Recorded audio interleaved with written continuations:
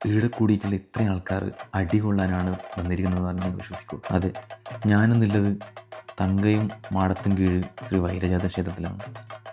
ഇത്രയും ആൾക്കാർ മണിക്കൂറുകളോളം ഇവിടെ കാത്തിരിക്കുന്നത് ശ്രീ വൈരജാതനേശ്വരൻ അഥവാ തട്ടും വെള്ളാട്ടത്തിൻ്റെ പുറപ്പാടിന് വേണ്ടിയിട്ടാണ്. വെള്ളാട്ടത്തിൻ്റെ ആദ്യ ചടങ്ങായി കൊടിയിലപടി കഴിഞ്ഞതോടുകൂടി കോലധാരി അണിയറയിൽ പ്രവേശിക്കും. പിന്നീട് വൈരജാതനേശ്വരൻ ദൈവത്തിൻ്റെ വെള്ളാട്ടമായി ഭക്തജനങ്ങൾക്ക് ദർശനം നൽകും.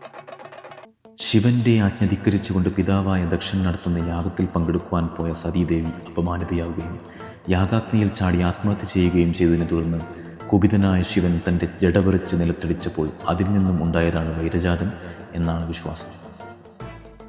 ശിവഗണങ്ങളെയും കൂട്ടി ദക്ഷൻ്റെ യാഗശാലയിൽ ചെന്ന് യാഗത്തിന് വന്നവരെയും യാഗം ചെയ്യുന്നവരെയും വധിച്ച് ദക്ഷൻ്റെ തലയുറത്തു. എന്നിട്ടും അരിശം തീരാഞ്ഞ് യാഗശാല ചുട്ടുകരിച്ചു. ശ്രീ വൈരജാതനേശ്വരൻ ദൈവത്തിൻ്റെ പുറപ്പാട് സമയത്ത് ആദ്യത്തെ തട്ട് കിട്ടുന്ന ആൾ അടുത്ത കളിയാട്ടം കാണില്ലെന്ന് ഒരു കൂട്ടർ വിശ്വസിക്കുന്നു. എന്നാൽ വൈരജാതനേശ്വരൻ ദൈവത്തിൻ്റെ തട്ട് കിട്ടുന്നത് അനുഗ്രഹമായും കണക്കാക്കുന്നു.